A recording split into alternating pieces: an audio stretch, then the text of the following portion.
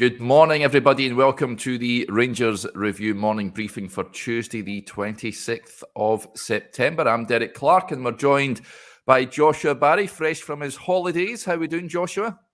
Yeah, good. Bit bleary-eyed, Derek, but excited to be back. Was excited to be back after watching Thursday night, much less so after sitting through Sunday like everyone else. But yeah, lots to talk about. Wish it was a bit more fun things to talk about. But yeah, happy to be back. Tell everyone what time you get in at. Got in at about 4. Wow. So yeah, hopefully I don't mince my words. But actually, I feel okay. Watched the game back on the flight home, which was some bad in-flight entertainment. Thought it was like everyone else, really just a bad game. Lots of kind of details to get into from it.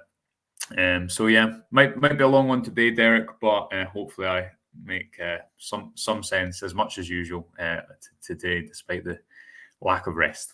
Yeah, that's dedication for you. That's how we work here at the Rangers Review. First of all, before we look back on Sunday's game, Joshua, keen to get your thoughts. Greetings here from Barry Smith, from Barry and Amber over in Almeria, over in Spain, I'm sure it is, isn't it? And over there. Yeah. So, yeah, good to have you tuning in, Barry and Amber, on this Tuesday morning. Right, Joshua, glutton for punishment watching that back on the plane home last night. Almost fell asleep watching it in my own home on Sunday afternoon in real time. I've got to say it was not many positives to take other than it's 3 points, another clean sheet, I guess. That aside, I'm struggling to think of any positives. Michael Beale sort of echoed that in his post-match press conference as well. I want to talk about a couple of things from the game, namely Cyriel Dessers and the back three. But you watched it on the plane home. What was your big takeaways from it? Yeah, I think like everyone else, I thought it was a game that you have the goal Rangers score, which is quite a well-worked goal. I was slightly surprised at the team selection. I think it showed the injuries that Rangers have in key areas, and the fact you've got Danilo, who's still not back, having had his head knocked. You've got Ruth and Sima, who I believe Beale said were kind of being kept fresh for tomorrow night. You've not got Campbell and Raskin, so suddenly the team starts to look a little bit threadbare in certain areas when you've got so many games in quick succession. I was still surprised to see Scott Wright in there, but yeah, I think the team selection followed what we've seen quite a lot this season, which is Barisic is normally isolated on the left, and you have an extra body on the right, and it was a well worked goal. Outside of that, I think Rangers' issues were mainly the fact that something which is, I guess, quite intangible, which is that they didn't look after the ball, and that's what Beale chose to speak about in each of his kind of post-match press conferences. I mean, I thought I wasn't at the press conference, but I've spoken to people kind of naturally who were, and they said it's the angriest they've seen him. Well, Chris, just sorry, but Chris used a great term yesterday. He says he looked scunnered, and it was that was a nail on the head for me. He did look scunnered yesterday. Yeah, and there was there was that still or that image of him on Rangers TV footage, maybe 10 minutes from the end, where he kind of just shook his head, and he just looked, I think, a bit bereft or really, really frustrated at what he'd seen. I think you see managers have reactions like that when they can't defend their team, and there was so many things wrong with the basics, that I think it merited that. And I guess the confusing thing there, because you cast your mind back to Thursday night, and although it took Rangers time to get going in that game, I thought you could see a clear plan, a team playing with confidence and who were compact, who moved together, and then the comment after that they need to decide what team they want to be is pretty spot on for me. But I think the big issue was because they didn't look after the ball. A team like Rangers, I think when they're attacking someone like Motherwell at home, and Motherwell obviously come in pretty good form, but so much, I think, of breaking them down is about keeping pressure in the opposition third and making sure that the game doesn't become a kind of basketball game as it did.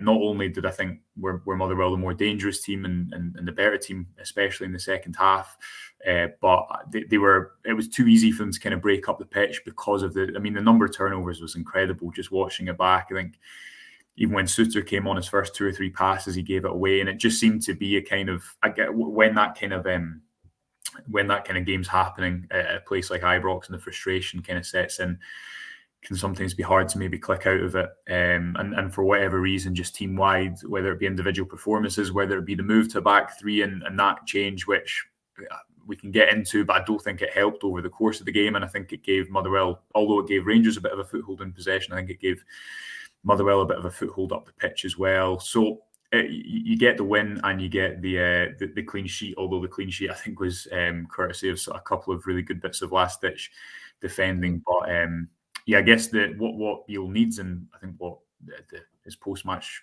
comments were an admission of, is he needs those performances to convince. And that was another really frustrating home game for people to watch. And as he said, not a game that anyone would have enjoyed watching, least of all him. So, not an enjoyable football game. And I guess lots to get into, whether it be Dessers, the back three, or just the overall approach, because I think there's a lot of talking points in there. Yeah, lots to talk about. Let's kick off then. Cyriel Dessers has caused a bit of a debate on social media and amongst the fan base ever since we've seen him pull on the Rangers jersey for the first time. Joshua, it's fair to say many supporters not having him. Another sort of laboured performance at the weekend. You've had a close examination of him. There's a piece on the website yesterday, and the Stats Bomb analysis folks, I had a look at his contribution. Never really produced much apart from getting on the end of a Rabbi Matondo effort, which I don't think was hitting the back of the net, but Dessers, maybe right place, right time, striker's instinct, whatever you want to call it, managed to get the ball and loop it over Liam Kelly. However, he is flattering to deceive, Joshua. He doesn't look value for money. A lot of fans now saying, well, Johnny said at the weekend he would rather have Kevin Van Veen at a fraction of the cost than Cyriel Dessers. I said on record many times I would have liked to have kept Antonio Cholak around. I could understand if he wanted to play more games. I think Rangers would be getting more out of Antonio Cholak than they're getting out of Cyriel Dessers at this moment in time. Is that a fair comment? He'd scored a lot more goals by this time last season. Yeah, just a tad. Yeah, a tad. I don't think that. I think that Cholak had his limitations too. Even people comparing Dessers to Morelos, I think different type of player. He's had, I think, interesting is probably a diplomatic way to put it so far, Derek. There's been a few moments I think of went against him that kind of could have changed the narrative somewhat and helped him out, similar to Lammers. I thought Lammers actually had a decent enough game at the weekend. I think he suffered more so from a lack of runners beyond him. The thing that kind of confuses me so far about Dessers is I think that I thought Rangers would use him more as a not so much a back to goal option, but I didn't think it would be so much about his ability to kind of stretch teams in the last line. This is someone who obviously does have qualities to him. He's not started well overall. I think that's fair to say, but there's a couple of seasons ago, I think he was a top scorer in the second half of the season in the Eredivisie. I might be wrong with that, but scored a lot of goals in finals European run. I think one of the things he brings is he's a clever presser. You see that in the home game against PSV, but I don't think I or anyone else is going to argue that he's had a good start to his Rangers career. I think it was telling that Michael Beale chose to not pick out any of the forward players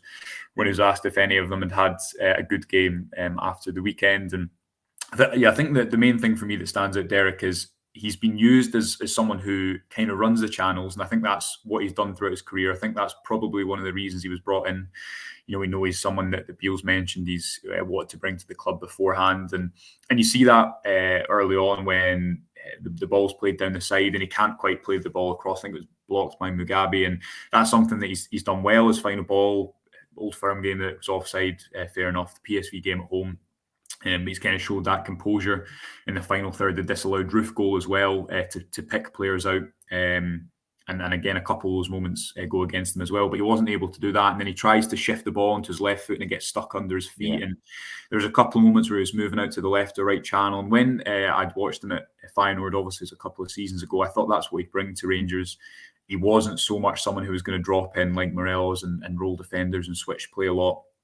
He would keep it more simple, but he would also give you the option to run the channels and I think offer you that hybrid profile that Beale wants, where it's not just about maybe one thing which Čolak can do well, which is score goals. And look at his goal to game ratio last season, that's hard to argue with, but bring attributes off the ball and maybe bring a bit more channel running as well.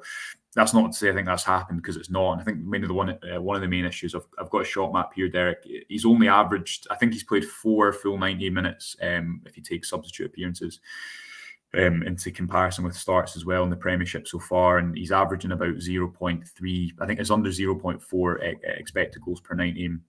I just don't think he's getting into the positions that frequently. Obviously scored 1 league goal so far, and that's from an expected goals of not much higher than that. You know, if he had at the moment, for example, 3.8, 3.9 expected goals, and maybe he just wasn't finishing them, then you could say, well, he's getting into positions a lot. Maybe the opposition keeper's had a really good few games to kind of prevent him, but he's not. And you know, we heard Beale speak about Danilo after the St Johnstone game, kind of saying that, you know, he's had some issues and that's why he's not played so frequently.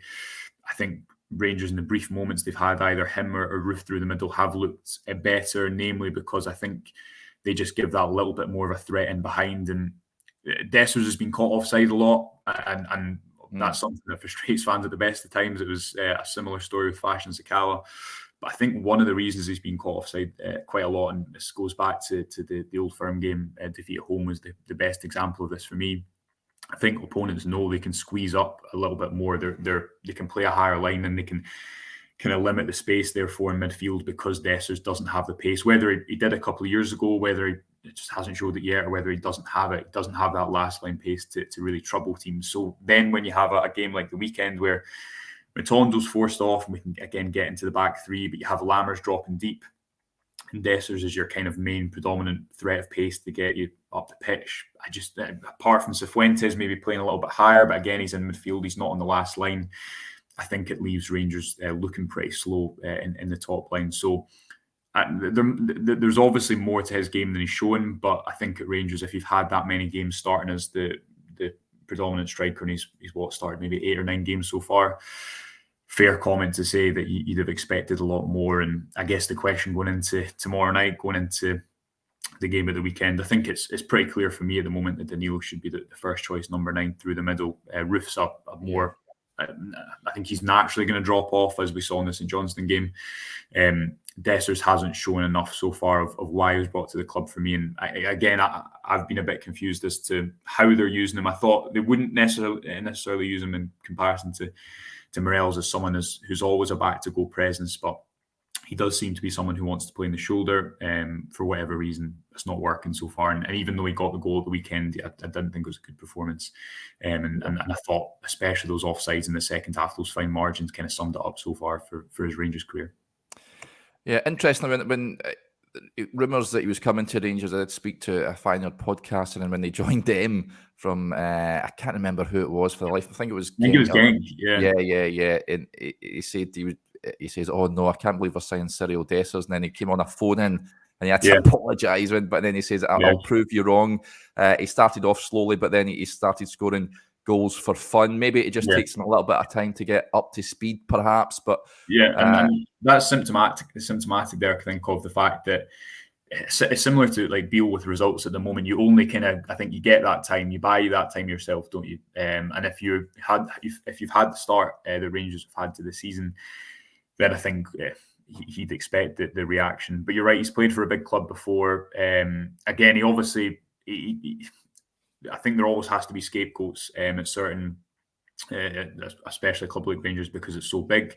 And I think at times Dessers has suffered from the dynamic around them, and whether it's been the role he's asked to play, whether it's just the dynamic of the way games are going, and especially that Old Firm game where he's been asked to go over the top, and he just clearly doesn't have the pace to kind of play that type of role. He also has shown again the PSV game at home. He's really unlucky. I think the Roof's disallowed goal shows kind of what Beale wants him to do, which is he presses intelligently because he keeps and obviously the goal's disallowed because he keeps a man, he blocks the pass, he wins it back, and he shows composure. He's not erratic in the final third. You saw that in the offside moment as well. His final ball does look really good. He's not fast, so I think it's easy to say he's not a good presser, but I think he's an intelligent presser. And you look at the first goal in that PSV game where he kind of creates that chance for Sima with the help of Raskin by the way that he presses, and that might seem like something that's not as valuable, but I think it is. It's just on the ball so far. Again, he's not. It's not as if he's got a pretty high expected goal. You always kind of, I guess, the common rule is if a striker is getting into positions but missing chances, that's a better sign than a striker who's not getting into positions and not missing chances because they're not creating them so far. So it's probably symptomatic of the change in the front line and the lack of balance. Matondo being forced off is bad for me, because I think although there's still some inconsistency in his performance and who plays in that front three overall, he's given you that kind of pace and just the ability to kind of attract two players to carry his team up the pitch that Rangers have lacked so far this season. So we'll find out today at the press conference the severity of that injury, but yeah, hopefully it's not a bad one. Yeah, incidentally, it's Neil Banfield that's been put up for the press this afternoon, guys. So we'll get, hopefully, an injury update when we speak to him a little later on. Just to take a few comments just on Dessers before we move on. Ross Burns with a point. He says, I thought Dessers made a couple of decent runs at the weekend. If players like Cifuentes were quicker to release the ball, he wouldn't keep being caught offside. That was frustrating when he never released the ball in that breakaway. It was a good move, incidentally, from Rangers in that second half. Robert Binney with the point. Think Dessers needs to play with a partner up front and not solo in a 4-4-2 or a 4-3-1-2. And Chris Redhand with the point as well, just on his previous clubs. Apparently, Dessers stanked the place out of the first 8 to 10 games at every club he's played, then starts playing well. If he could start playing from now, that would be absolutely fantastic. Yeah. Morrison with a point. Morning, guys. Super Ali, 61 the other day. He absolutely was. Happy birthday, Ali. He could step in as cover. Couldn't be worse than Dessers and the rest. I would take Alan McCoist right now, Joshua. What a player he was in his day. He can still do it. Mind going to the AC Milan Legends game. Well, that must be about 10 years ago now, and he scored the winning goal in that one. You never lose it, and he was it was a joy to watch in the Rangers jersey, Ali McCoist. Let's move on to. Oh, do you want to say something there? I was just going to say, Thomas makes a point there. Matondo was written off too. It's a fair point, and I think you look at the previous comment. I think it was Ross saying that the ball should be released quicker to him in that situation. I think that's true. You cast your mind back to that moment in the first half where he's 1-on-1 and attackers especially. I think if someone like Dessers won't be immune to the fact that he still has to win a lot of the support base over, and the fact that he's not scored as many goals as he'd have hoped at this stage in the season, although he has scored a few. So you probably can't understate how important confidence is in a situation like this. But again, you only earn that and you only get that, I guess, at a club by Rangers if you kind of seize it and step up and make it yourself. So it's a fair point. I wonder what the team selection will be tomorrow. I think, though, when Danilo is back, he needs to be the one who's playing through the middle most consistently, because we've not seen enough of that for whatever reason, as Beale alluded to after the St Johnstone game. But I think when we have seen that, there's good reason to be excited about him in that main number 9 position. Yeah, I hope Danilo gets back sharpish as soon as he possibly can. Right, another interesting takeaway from the game at the weekend, Joshua, was as you mentioned, Rabbi Matondo taken off injured. Let's hope it's not as serious as what Michael Beale fears. And an interesting substitution that came on, John Souttar. I don't think anyone would have envisaged that would have occurred. However, Michael Beale adopting the back three. And did it work at the weekend, Joshua? Would you like to see more of it? Just there, I see Robert asking to explain Matondo on the right and right on the left. I think what that was about was the fact that it's kind of, if you look at where Wright was picking the ball up, because Rangers didn't have Campbell in there or anyone. Trying to think who else was injured. Raskin was injured as well. I think Beale, he wants to play up someone who's going to play on his right foot from that deep position and kind of carry the ball. And although Matondo is better from the left, I don't think he's a kind of a back to goal player. And Scott Wright isn't someone who I think anyone thought Rangers would build a team around this season, but he is quite good, I think, at picking the ball up in those pockets, and he did quite well for the goal. So I think that's probably the reason. Although, I don't think it was a team selection that many people would have thought would happen at the start of the season. More about the balance that he provided on that side, and the fact that Barisic is always going to stay wide in that left-hand channel. Onto the back three, I was surprised. I was sitting in we were sitting watching it with a few other people in a bar in Lindos, and when I saw Sima going to warm up, and I thought, for like, someone on the, I think Sima's better on the right than he is on the left. He's played through the middle recently, and I think, okay, I can understand it for a couple of reasons. Firstly, I think if you moved, Rangers were already building a back three, and I think the reason they do that is because of the type of football they want to play. They want to draw the opposition out, and they want to kind of be able to stretch them in the first line. You want to get Goldson and Davies, Davies especially, good passes of the ball into maybe wider areas where it's less congested and they can play into the middle. But then my instinct goes, okay, they'll drop Lundstrom back into there. I guess part of it comes down to the fact that, I mean, Rangers really needed Lundstrom in the middle of the park as opposed to defence in the second half to put out some fires. Even he gave the ball away a couple of times, but I thought he was one of Rangers' better players. So maybe it comes into the fact that there wasn't really another central midfield option to push into Lundstrom's position if he was continually dropping into the back three.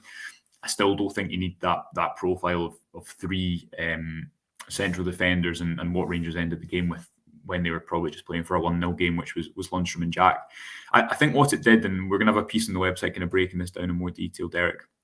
As mentioned, I think going to a back three in possession isn't necessarily negative because Rangers do it a lot on the ball anyway, and teams do it a lot.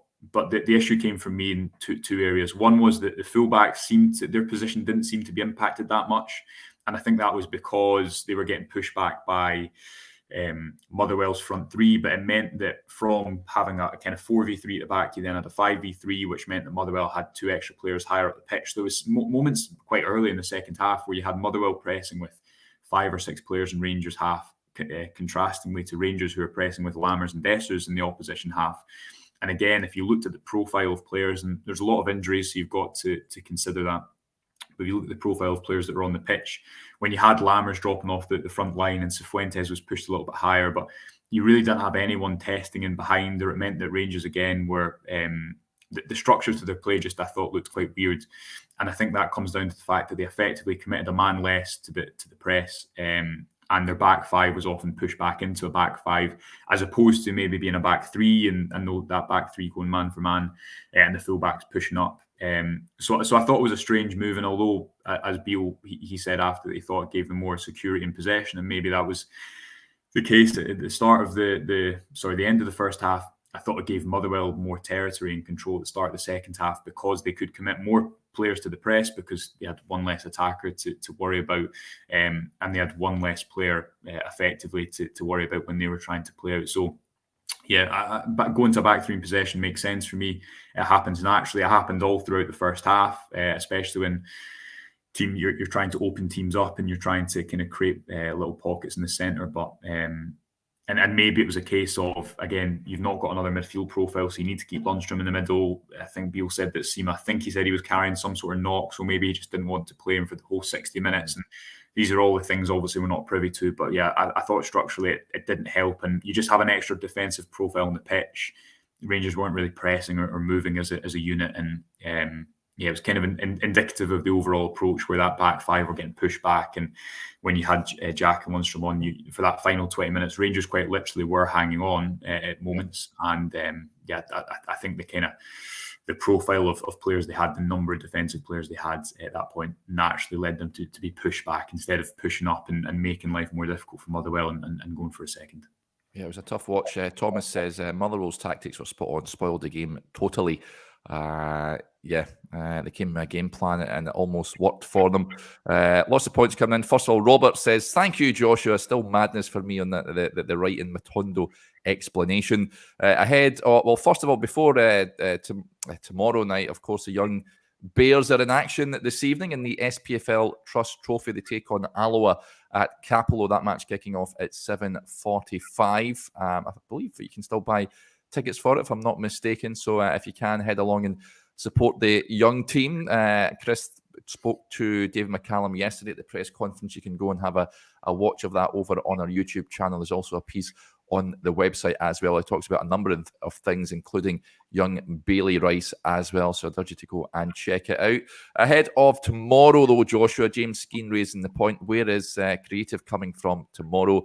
With the injuries that we touched on, It's hard to see where the spark comes from tomorrow. I think it might be much of the same. Perhaps Livingston are going to come up and frustrate, I'd imagine, make life difficult for Rangers.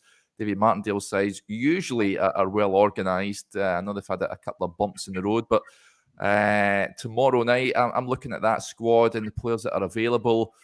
I'm scratching my head as to seeing where we're going to get the excitement from. Where's it coming from? I think I'd imagine that Roof starts with Seema in this game. As mentioned, I thought Lammers had a decent enough game against Motherwell the weekend. I think you'd be hard pushed to say anyone in the attacking positions had a good game, but I thought, he was the one that was able to kind of pick the ball up in pockets. He did well in the lead up to the first goal, which was obviously an isolated moment in a game kind of devoid of attacking quality otherwise. But yeah, I think Lammers will probably continue in there. Cifuentes has at point. I think he looks comfortable higher up the pitch. I still think he's getting used to the pace of the game because frequently he'll win the ball back, and as the comment was mentioning earlier, he won't release the ball quick enough, or he'll dwell upon it. And obviously in the Champions League qualifiers against PSV, I think he was the one player who especially looked a bit kind of off the pace defensively, and I guess it'll take time to adapt to a different pace of football, but he'll probably continue in the midfield because, again, there's not many options. Outside of that, you're obviously Cantwell and Danilo and Raskin in particular having injuries at the same time. I think you see their loss to the team in a number of different ways. Raskin's a ball carrier, Matondo as well, if he's out, and get an update on that today. But as you say, Beale said he thought it was a bad one, and he's someone who has actually, I think, obviously doesn't get the goal at the weekend, unfortunately for him. Presumably be accredited with an assist for that, but he's someone who I think has pretty consistently made an impact when he's been on the pitch, Matondo, even though he's had a few frustrating minutes. So, yeah, again, for one reason or another, whether it be at the start of the season because the team was changing so much, or now because of injuries, that kind of lack of consistency in the team selection probably isn't helping as well. If it was me and at home, my preference would be have Campbell as the extra midfielder, put Lammers in there as well, because I think those two have worked well together. Have a front two, which has to be Danilo and someone else for me. But you've always then got the question of how do you include pace in that starting 11? And I think there's an interesting comparison, Derek, with if you take the away game at Ross County compared to the home games against Livingston and Motherwell, the away game at Ross County, Rangers didn't have a front three that had loads of pace in it. It was Roof, Dessers and Lammers, I think, on that day. But because they had control of the ball and control of the game, and Lundstrom was winning a lot of balls when County were trying to counter-attack, and they were kind of keeping the game in that area, they weren't conceding many chances. I think what that lended itself to was the pace that was in the game, which was Tavernier's runs over the top, or Raskin's runs over the top, and obviously it's a kind of smaller pitch as well. You could still threaten in that way. Whereas if you compare that to a game like the weekend in the second half, where Rangers don't have kind of territorial control and they're giving the ball up a lot, kind of similarly to the second half against Livingston before pace came onto the pitch in the form of Seema, Matondo, and kind of earned 3 extra goals. That's when I think the front line has questions over, especially the lack of pace it has when you take out players like Sakala and Kent of last season who had qualities. I'm not being a revisionist and saying that they should have stayed, but even when I think they weren't having good games, they always threatened the defence that they could stretch it and run behind. So that's what I think is showing up as well. When Rangers don't have control of the game like they did away at Ross County, or even patches of the game away at St Johnstone, they need that pace, whether it be Matondo or Seema, to come on and stretch the game and either take advantage of the gaps that the opposition defence leave, or just push them back and kind of keep control in general. But looking ahead to the team tomorrow, obviously we'll have a closer look at it tomorrow. We'll have the predicted teams out today. We're going to have a look back at the game versus Motherwell on the website. It's hard to really predict who's going to be in there. You just hope that Raskin and Cantwell are back as soon as possible, because they just bring so much to that team, especially in the middle of the park. Yeah, I'd add Lawrence to that as well. Hugely unfortunate we're not going to see him for the next few games. It never rains, but it pours. Dave Fulton with his forward line, he gets in touch after questioning Dessers. I still like to see him start tomorrow up top with Roof and Lammers just behind him. I think that's fine. See, if Rangers have control of the game, that's fine. But I think if you have a second half like yesterday, Derek, where then you've got Lammers turning, you've got Roof and Dessers ahead of them. You don't have players to carry up the pitch, and I think that's what Matondo gives you. As much as he gives you, he's going to commit players and he's going to go past players. He'll also attract an extra player because of the threat, and he'll be able to carry up the pitch because that's kind of his quality, isn't it? So the top of my head, I think that's what it might be as well, because I think that Beale's put his kind of Dessers has been one of his signings, and I guess he'll only come good by playing him. And maybe tomorrow will be more of a game where Livingston are going to sit a little bit deeper than Motherwell. I'll be interested to see how deep their line is. But again, you need, if that's going to be the front three, I think you need Cifuentes a little bit higher, or some sort of runner beyond them, whether it be Seaman in that front three, just to stretch the game a little bit more. Yeah, as Joshua said, folks, we'll have our predicted lineups on the website a little later on. Okay, we'll wrap up there. Before we go, just a wee birthday shout out. Nevitz, who watches the show regularly, says, "Morning all, it's my birthday today, and my wife surprised me with a planned day to Ibrox to get a new top," but he doesn't look too happy. He says Rangers are in the bad books. Well, I'm sure you'll enjoy your birthday anyway, Nevitz. Happy birthday, and hope you have a cracking day, buddy. Right, that'll do us there. Thanks to everyone for interacting with the show. Huge thanks to Joshua as ever as well. Just a reminder, the press conference taking place with Neil Banfield around about 1 o'clock this afternoon. So keep your eyes peeled on the YouTube channel for the press conference video, and also on the website as well. We'll put the transcript up at some point this afternoon. Okay, we'll speak to you a little later on. Bye for now.